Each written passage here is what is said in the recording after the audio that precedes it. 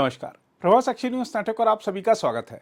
उत्तर प्रदेश के मुख्यमंत्री योगी आदित्यनाथ ने संभल मामले पर बड़ा बयान देते हुए कहा है कि किसी की आस्था को जबरन छीनना और उसकी मान्यताओं को कुचलना अस्वीकार्य है, खासकर तब जब हम संभल के बारे में सच्चाई जानते हैं।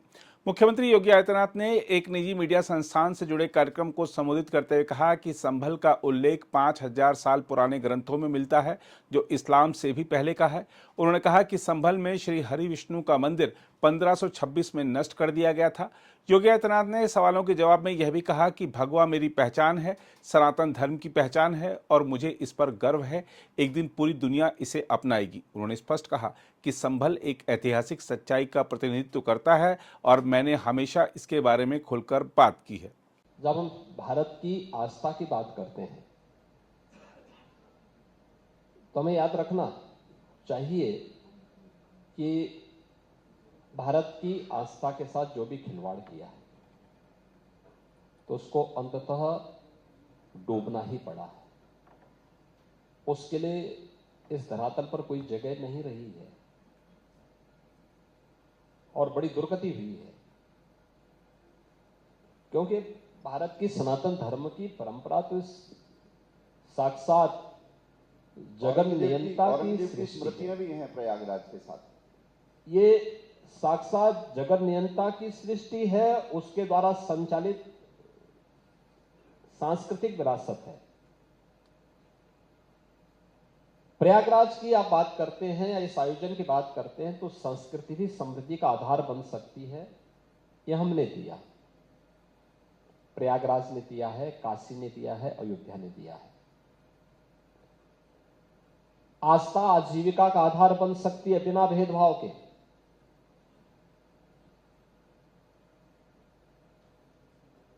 वे हजारों टैक्सी चालक हैं, बस चालक हैं, या फिर एरोप्लेन के पायलट हैं, या कर्मचारी हैं, या व्यापारी हैं, अलग अलग तबके के हैं। किसी की कोई जाति देख रहा है क्या? किसी का मत और मजहब देख रहा है? ये सब जाति मत मजहब से जुड़े हुए लोग हैं, सभी लोग हैं, कोई भेदभाव किसी के साथ नहीं। तो आजीविका इस आस्था से पनपी है, तो भेदभाव उसमें किसी के साथ नहीं हुआ और हर व्यक्ति ने उसके अनुरूप वहां पर आस्था का जिसने सम्मान किया उसने उतनी ही अर्थव्यवस्था के साथ भी वो जुड़ा, उतना ही उसने आर्थिक लाभ भी वहां कमाया। ढेर सारे उदाहरण प्रयागराज के माध्यम से आप देख सकते हैं। जहां तक दृष्टि है उन लोगों की जो भारत की सनातन धर्म की परंपरा पर, भारत के इस सनातन संस्कृति पर विश्वास न करके इसके विरुद्ध षड्यंत्र करने वाले लोगों को महिमा मंडन करने का प्रयास कर रहे हैं, तो उन लोगों को उसकी दुर्गति भी देखनी चाहिए। मुझे नहीं लगता है कि कोई व्यक्ति बहुत शुद्ध भाव के साथ इस बात को कह रहा हो। देखिए, मानसिक रूप से विकृत कोई व्यक्ति ही औरंगजेब को अपना आदर्श बना सकता है। मुझे नहीं लगता है कि कोई मानसिक रूप से परिपक्व व्यक्ति या बुद्धिमान व्यक्ति औरंगजेब जैसे क्रूर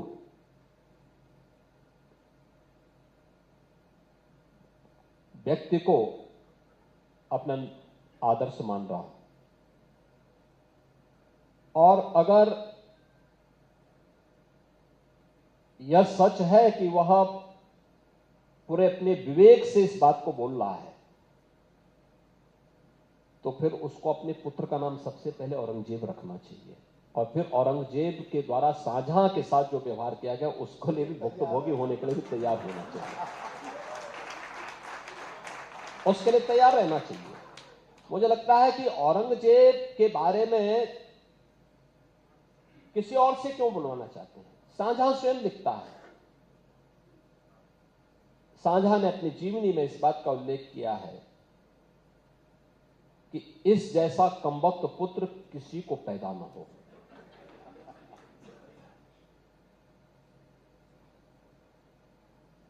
यह शाहजहां कहता है और वो कोसता है औरंगजेब को कि तुझसे अच्छा तो वह हिंदू है जो हिंदू जीते जी तो अपने बुजुर्ग मां बाप की सेवा करता है और मरने के बाद वर्ष में एक बार श्राद्ध और तर्पण के माध्यम से अपने पितरों को जल देता है।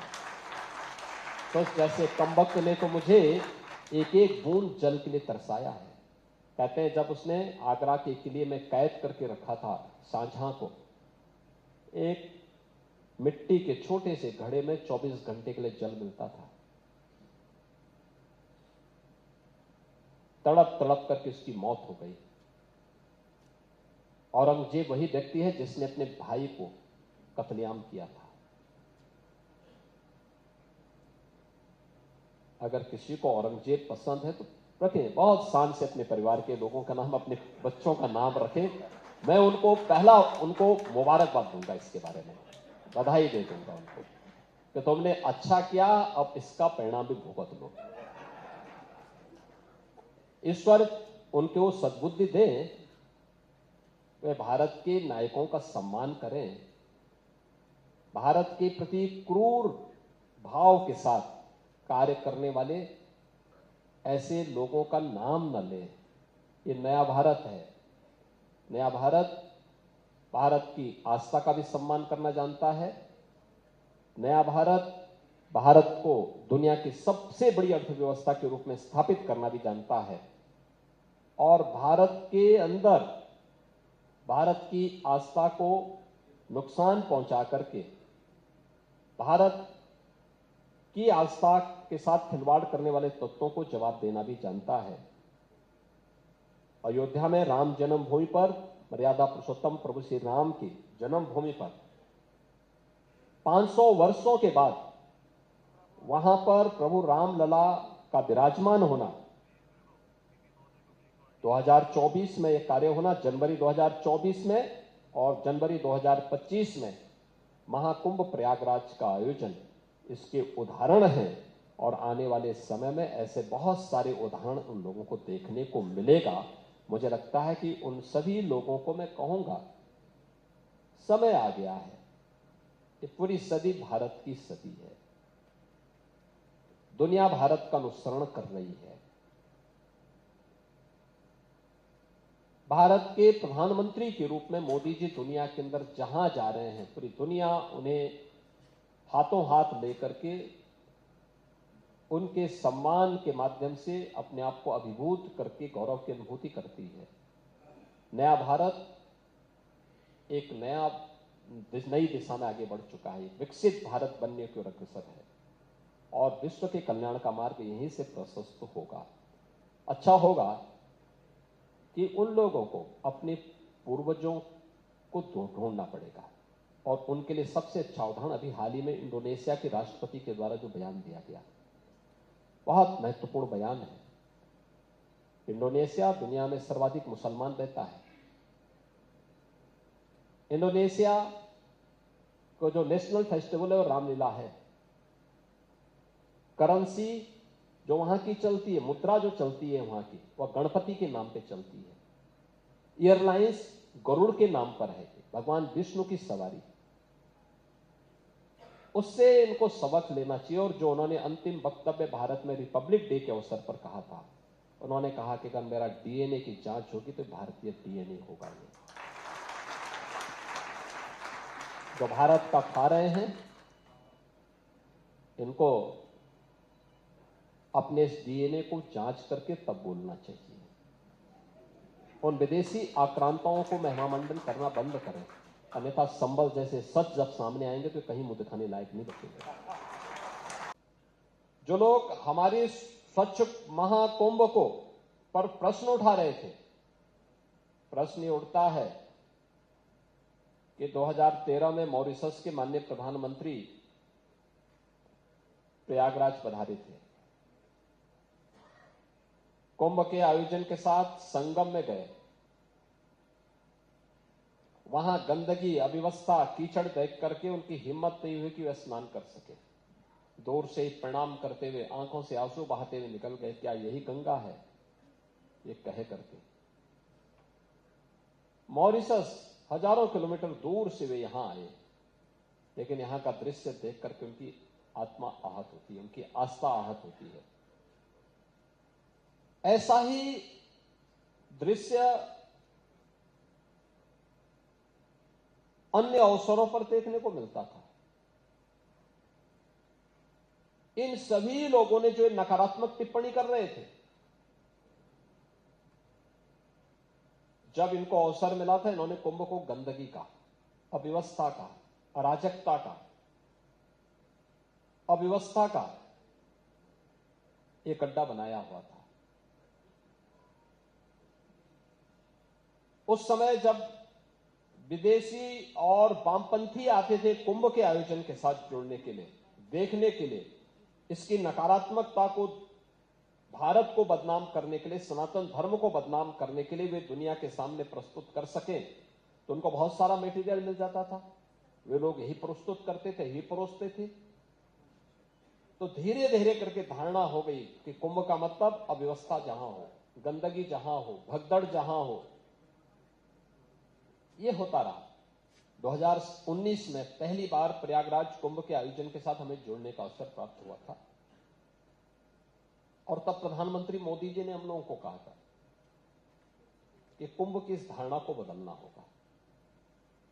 आप लोगों को इसलिए मेहनत करनी पड़ेगी। और उन्होंने उस समय कुछ महत्वपूर्ण मुद्दों की ओर ध्यान आकर्षित किया था, और मुझे प्रसन्नता है कि हमारी टीम ने उस समय, जब मैंने पहली बैठक की, बैठक के समय मैंने उन सब बातों को रखा कि भाई ये चीजें हम ठीक करें। और परिणाम क्या है कि 2019 का कुंभ अपनी स्वच्छता के लिए जाना जाता है।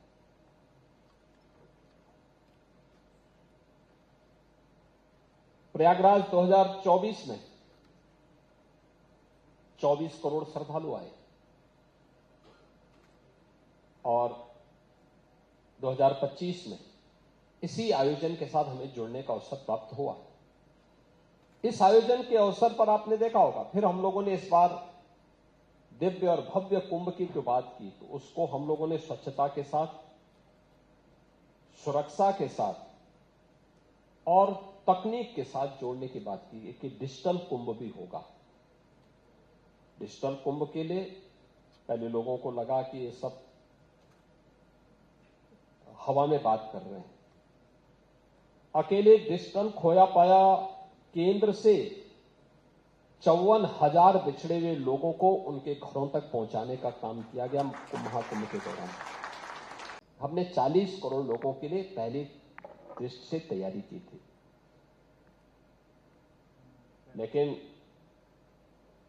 जो हमारे मित्रगण हैं, जो लोग दुष्प्रचार में विश्वास करते हैं, जिसको भगवान ने बनाया ही इस उद्देश्य से है कि वे लोग हमेशा इस कार्य के लिए ही रहें, उन्हें हमेशा विपक्ष में रहना है, तो भगवान ने उनको नकारात्मकता से इतना भरपूर कर दिया है कि उनकी पहचान ही उस रूप में बन गई। तो पहले दिन से ट्वीट करने लग गए, पहले दिन से ट्वीट करने लग गए, पहले दिन से वक्तव्य देने लग गए। तो जनता जनार्दन ने भी, देश और दुनिया के सनातन धर्मावलंबियों ने कहा कि इनको सबक सिखाने का सबसे अच्छा माध्यम होगा। हमारा अनुमान था कि महाकुंभ में एवरेज जो मुख्य 6 स्नान पर्व हैं, उनमें से 3 अमृत स्नान थे, मकर संक्रांति का, मौनी अमावस्या का, वसंत पंचमी का। शेष 3 अन्य जो स्नान थे, पौष पूर्णिमा का, इसके अलावा माघी पूर्णिमा का और महाशिवरात्रि का। तो 3 अमृत स्नान में ये भीड़ 3.5 से लेकर के 5 करोड़ के बीच जाएगी, और अन्य 3 जो स्नान हैं, इनमें यह 1 से 2 के बीच में भीड़ रहेगी, 1 करोड़ से 2 करोड़ के बीच में भीड़ रहेगी। शेष एवरेज हम मानते थे 50 लाख से 1 करोड़ के बीच में रहेगी। पौष पूर्णिमा के दिन 1.5 करोड़ लोगों ने स्नान किया, मकर संक्रांति के दिन 3.5 करोड़ श्रद्धालुओं ने स्नान किया, 28, 29, 30 जनवरी को, यानी मौनी अमावस्या 2 दिन हो गई थी, पहले दिन 28 को हो गई थी, तो 28, 29 और कुछ लोगों को हम लोगों ने अगल बगल के जनपदों में जो नेबरिंग डिस्ट्रिक्ट थे, उनमें हम लोगों ने उनको होल्डिंग करके रखा हुआ था, क्योंकि महाकुंभ में बहुत भीड़ हो गई थी, दुर्भाग्यपूर्ण एक घटना भी घटित हो गई थी। तो हादसे को के पहले ही हम लोग इस बात के लिए अलर्ट थे कि बहुत भीड़ है। भीड़ के वॉल्यूम को देखते हुए हम लोगों ने जौनपुर, भदोई, मिर्जापुर, चित्रकूट, फतेहपुर, कौशाम्बी, प्रतापगढ़, रायबरेली, इन सभी जनपदों में लगभग 2 करोड़ लोगों को रोका था। तो 28, 29 और 30 में 15 करोड़ श्रद्धालु प्रयागराज पहुंचे थे, जिन्होंने वहां पे मां गंगा में इस पावन आयोजन में डुबकी लगा करके वहां महास्नान के वे भागीदार बने।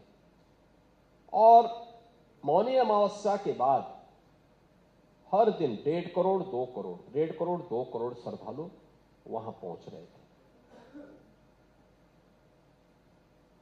भीड़ कौन स्नान कर रही है, नहीं कर रही है।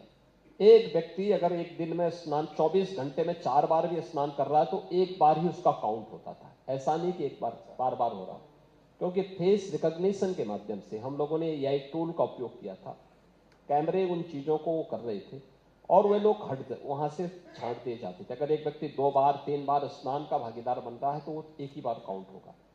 और फिर इन सबको लेते हुए 66 करोड़ 30 लाख से अधिक श्रद्धालु इन 45 दिनों के आयोजन में भागीदार बने थे। और यह 45 दिन का आयोजन दुनिया का सबसे बड़ा आध्यात्मिक आयोजन बना, सबसे बड़ा सांस्कृतिक आयोजन और धार्मिक आयोजन भी दुनिया का बना। और ये मानवता की अमूर्त सांस्कृतिक धरोहर के रूप में जिस आयोजन को यूनेस्को ने 19 में मान्यता दी, यूनेस्को के डायरेक्टर स्वयं इस आयोजन का हिस्सेदार बने थे और उन्होंने स्वयं इस बात को कहा था कि वास्तव में हम मान लिए कि 19 में जो कार्य प्रधानमंत्री मोदी जी के प्रयासों से यूनेस्को ने किया था, उसका साक्षात दर्शन हमें यहां पे हो रहा है। पूरी प्रयागराज सिटी जो हमारी पौराणिक सिटी है, हजारों वर्षों से कुंभ और महाकुंभ के आयोजन के साथ जुड़ी रही है।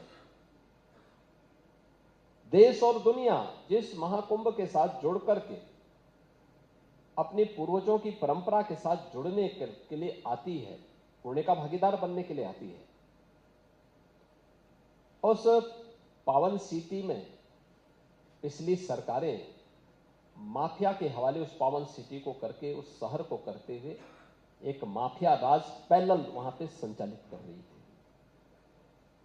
प्रयागराज में ये माफिया हावी थे। कौन पाले थे इन माफियाओं को? ये लोग कोई भी कार्य नहीं होने देते थे, इसलिए वहां का विकास ठप पड़ा हुआ था। कोई सोचता ही नहीं था कि दुनिया का पहला गुरुकुल देने वाले महर्षि भारद्वाज की पावन नगरी अंधकार में डूबी हुई है, अव्यवस्था की शिकार है, अराजकता की शिकार है।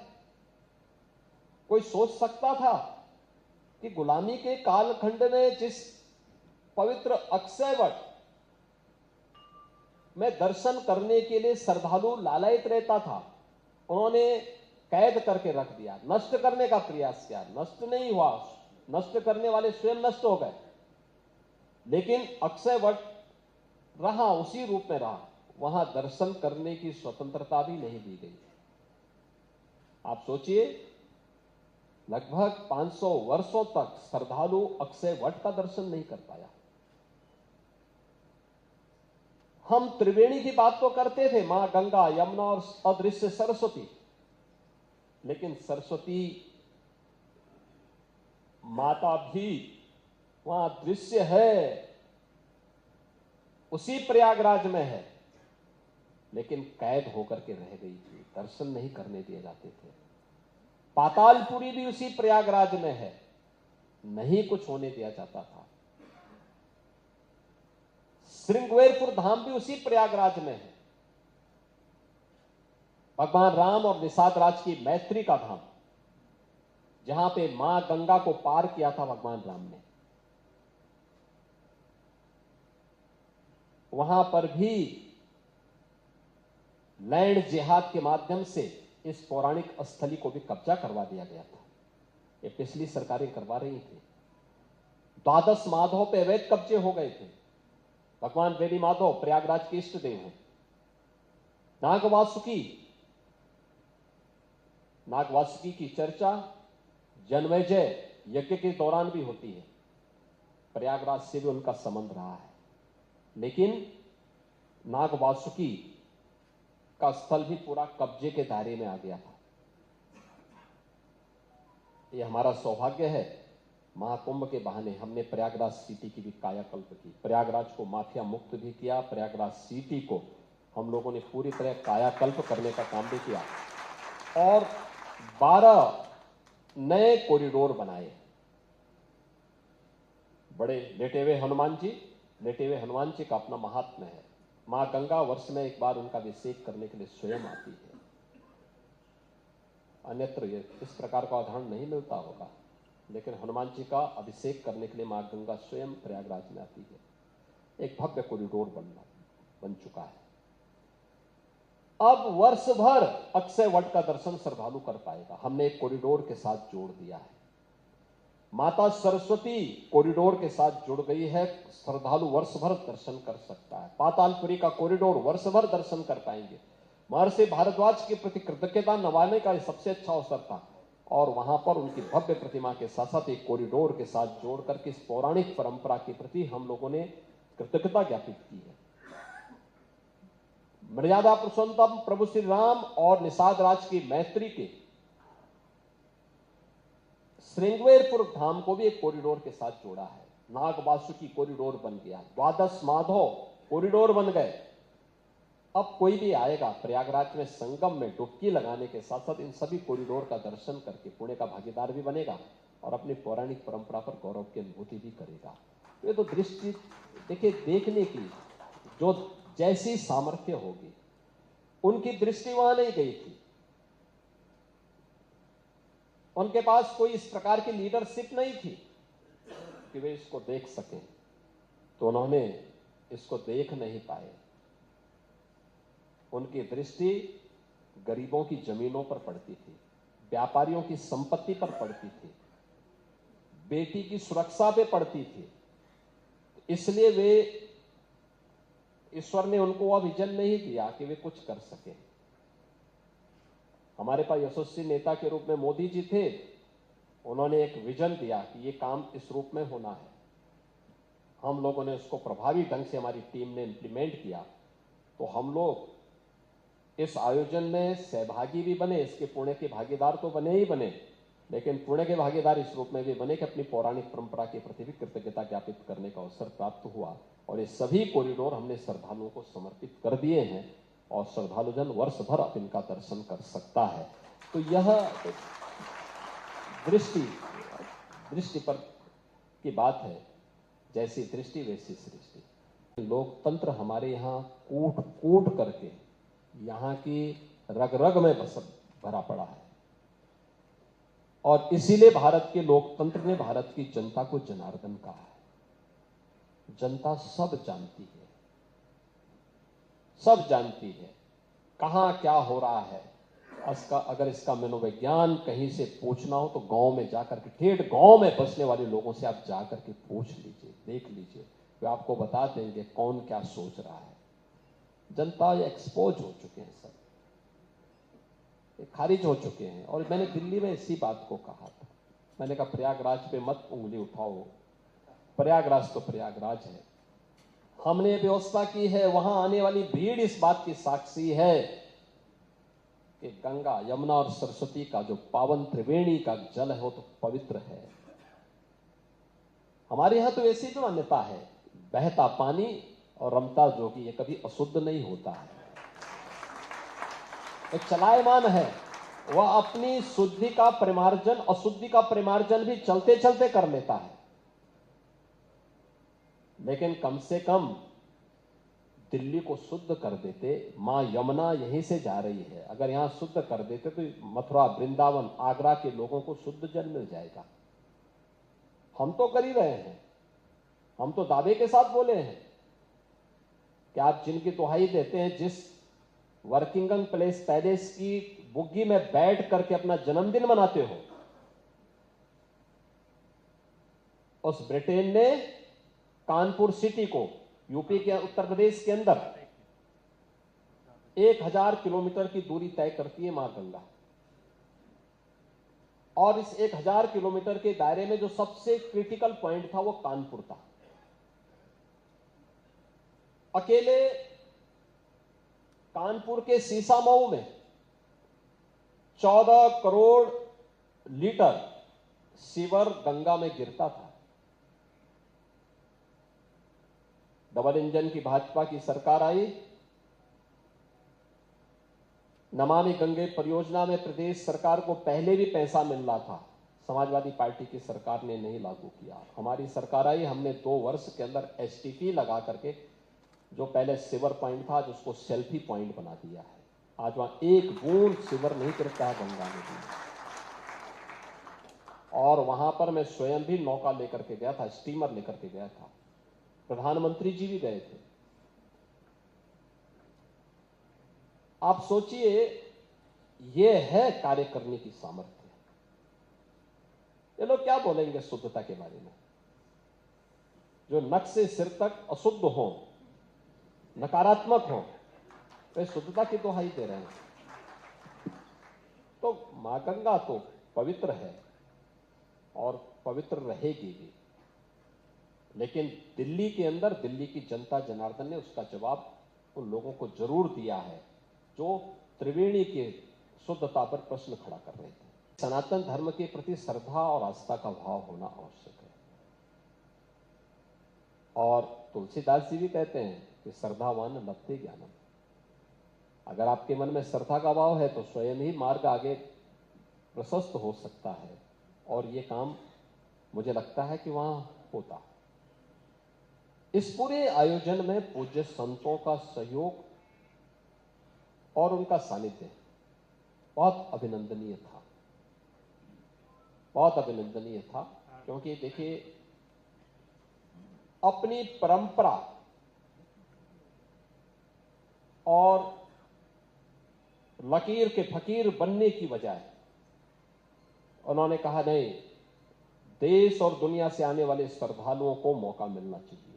याद करिए, 29 जनवरी मौनी अमावस्या के दिन ब्रह्म मुहूर्त में 4 बजे से अमृत स्नान प्रारंभ होने थे। रात्रि को 1:15 बजे से लेकर 1:30 बजे के बीच में एक हादसा होता है। हादसे में कुछ लोग गंभीर रूप से घायल होते हैं, उन्हें हॉस्पिटलाइज किया जाता है। उनमें से कुछ लोगों की दुखद मौत होती है। प्रातः 3 बजे, ब्रह्म मुहूर्त में ही 3 बजे मैंने प्रशासन से कहा कि भाई देखो, अखाड़ों से बातचीत करो कि वे 4 बजे से 1 घंटे के अंदर उनका अमृत स्नान प्रारंभ होना है। संगम में बड़े पैमाने पे श्रद्धालु भरे पड़े, उनको इस समय निकालने में कठिनाई होगी। अमृत स्नान को दोपहर तक के लिए स्थगित करवा दी।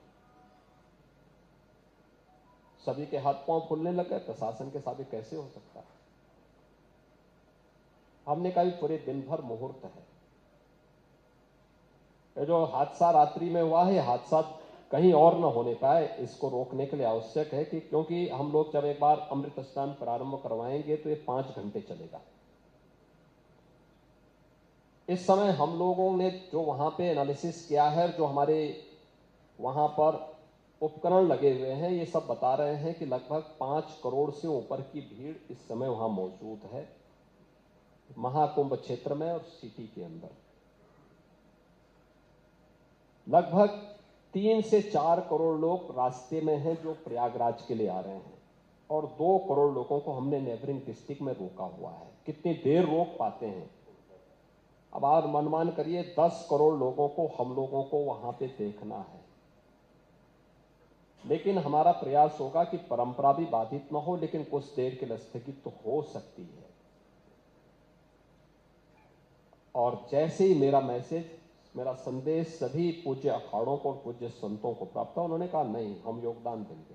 पहले श्रद्धालु स्नान करेगा, और दोपहर तक उन्होंने अपना अमृत स्नान स्थगित किया। सचमुच अभिनंदनीय है। उन लोगों के लिए एक सबक है जो कहते हैं हमेशा लकीर का फकीर बन करके जबरदस्ती कहीं सड़क पे बैठ जाते हैं, कहीं किसी रेलवे स्टेशन पर, कहीं किसी अन्य स्थलों पर जाकर के इबादत की दुहाई देते हैं, उन लोगों के लिए एक सबक है कि हां, व्यापक जनहित में ये निर्णय सामूहिक रूप से आगे बढ़ाए जा सकते हैं और परंपरा भी बाधित नहीं हुई। और कितना स्मूथली उसके बाद स्नान हुआ। श्रद्धालु स्नान किए, 12 बजे जब संगम नोच खाली हुआ, हमने मैसेज भिजवाया अखाड़ों ने फिर भी मुझे कहा कि नहीं, आप एक बार देख लें, अगर कुछ श्रद्धालु और बच्चे हों तो उनको पहले स्नान हो जाए, फिर हम लोग को कर लेंगे।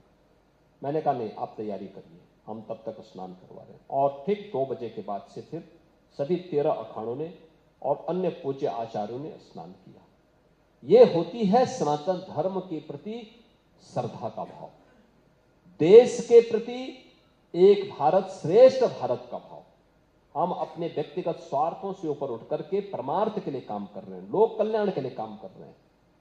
जनता का हित जिसमें होगा, देश का हित जिसमें होगा, सनातन धर्म की ध्वज पताका जिससे ऊपर पहुंचेगी, उसके लिए हम कार्य करेंगे। सभी पूज्य अखाड़ों ने, पूज्य संतों ने ये उदाहरण मौनी अमावस्या के दिन करके दिखाया और मैं सचमुच उनका आभारी हूं, क्योंकि आयोजन की जिम्मेदारी मेरे ऊपर थी और उस आयोजन को सकुशल संपन्न कराने की जो जिम्मेदारी हमारे ऊपर थी, उसमें ये निर्णय बहुत महत्वपूर्ण था और उसमें उन्होंने सबने अपना योगदान किया। ये औरों के लिए उदाहरण है जो टिप्पणी करते हैं हमारे पूज्य संतों पर, तो ये संवाद का परिणाम है। हम उन पूज्य संतों की भावनाओं का सम्मान करते हैं, उनकी साधना और उनकी सिद्धि को प्रणाम करते हैं।